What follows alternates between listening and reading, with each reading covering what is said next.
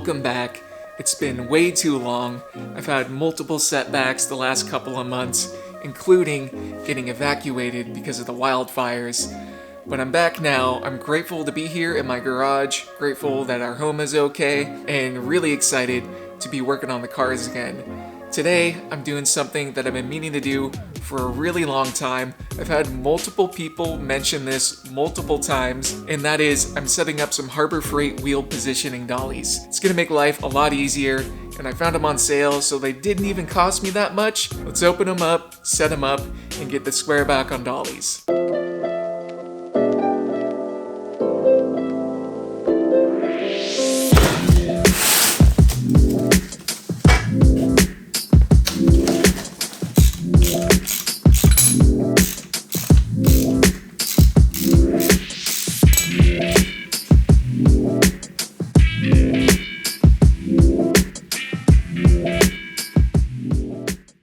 Putting it together was incredibly easy. It was literally just attaching the wheels to it. Just in case you were wondering, there is a name brand version of this, but it was gonna be $1,000, literally $1,000 for a set of 4 to use on my Squareback.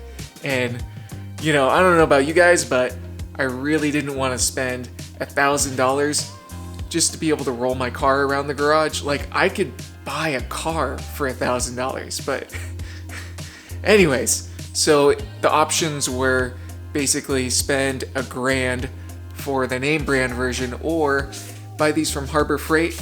They're normally $90. I got them on sale for $65, so it was $260 for an entire set of 4. Hopefully I don't regret the purchase and the Harbor Freight model gets me through what I need to do.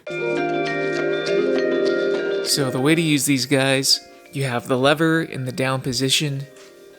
You spread these guys apart. They just push apart when this is in the down position. We slide it around the tire. You push it together. You flip this up. And then you start pumping.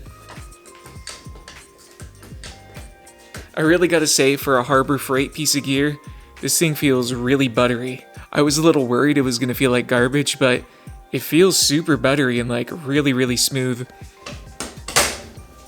Fingers crossed, so far so good. I was about to say that this piece is plastic and that it would be the first point of failure, but actually, that's metal. I really thought that was plastic and I was gonna call him on it. So far so good. All right, let's get the other 3 together, get them on the car, and try rolling this thing around.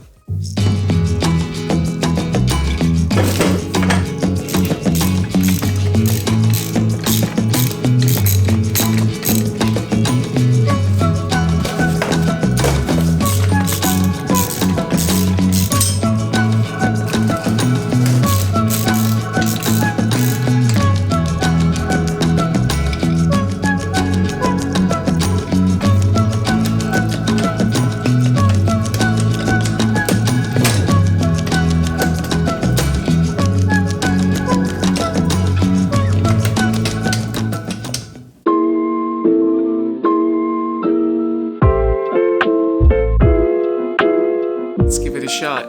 I got one more wheel to lift up off the ground, and then we can try to roll this thing around the garage.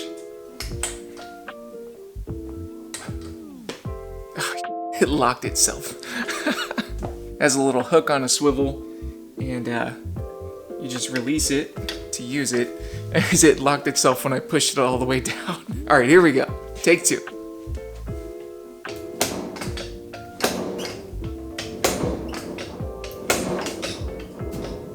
Alright, it's rolling.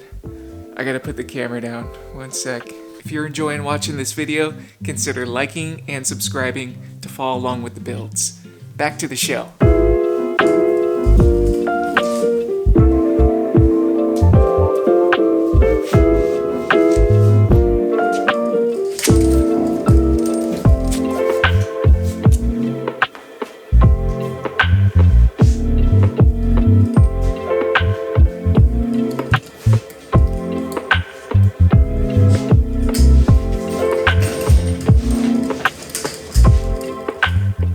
I am stoked. That actually felt pretty good.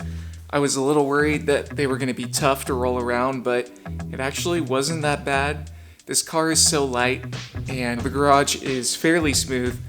There is a big crack running down the middle of the garage like there is in most garages. And I was a little bit worried that the wheels were going to get hung up on it, but it actually had no problem getting right over it. I don't know, so far so good on these. This is going to be really helpful, especially since we're about to start bodyworking the car. So far so good. There was one Harbor Freight moment. I don't know exactly what happened, but when I was unboxing one of the dollies, one of these tiny pieces of metal fell out of the box, and I don't think it actually came off of the dolly that I'm using. It looked like everything was there, and everything seems to be working just fine so far. So I think maybe this is just like a spare part that fell into the box at the factory, which is a very Harbor Freight thing to happen. One more thing I need to mention, these wheel dollies are coated in a pretty healthy layer of grease, and that's great. It keeps the item working well and it keeps it from corroding, but every time I touch it, I get grease on my hands and I don't want to touch my car after touching grease, especially because it's not painted yet and all that grease needs to be washed off with degreaser and surface prep and all that good stuff. So at some point soon, sometime during the week, I'm going to wipe down all the parts that don't need to have grease on them, and then I won't have to worry about washing my hands all the time. And one more important thing to mention, these wheel dollies do not come with locks on the casters, so if you need to lock it down, you just need to drop the wheel onto the floor so that the car doesn't move around. When I'm done moving it, I'll just release the wheel, let it touch the ground, and then it won't be going anywhere and trying to escape out my garage.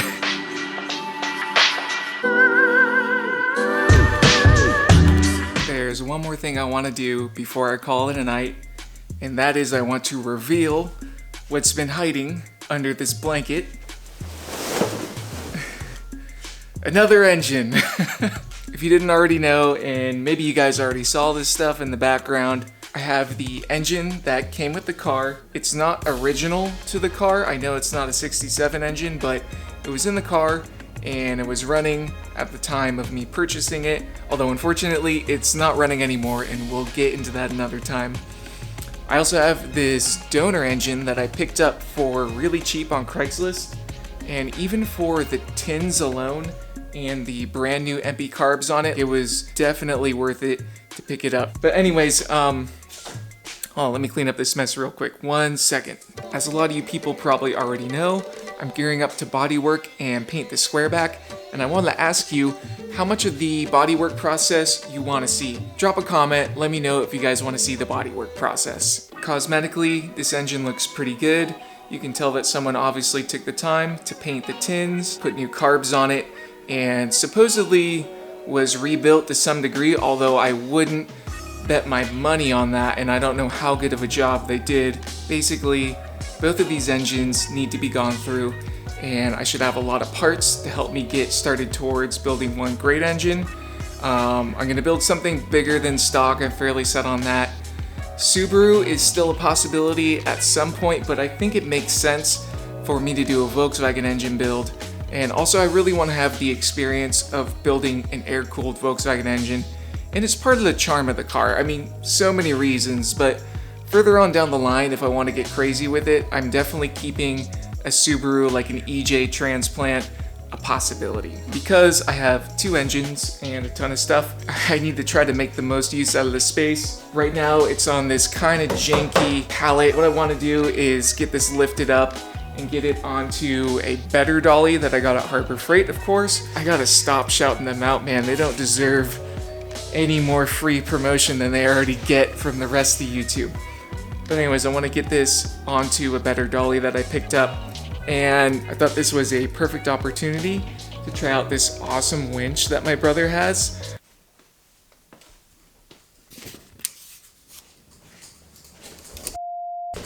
These wheel dollies do not come with locks. Such a ridiculous mistake. I had one of the front wheels dropped onto the ground to what I thought would keep the car from rolling away. I don't know why I didn't think that I should have used a rear wheel so that I can pull the e-brake. My mistake, your gain. I don't know, maybe you guys are smart enough not to make that mistake in the first place. Alright, let's get back to this thing. I want to get this engine onto the new dolly.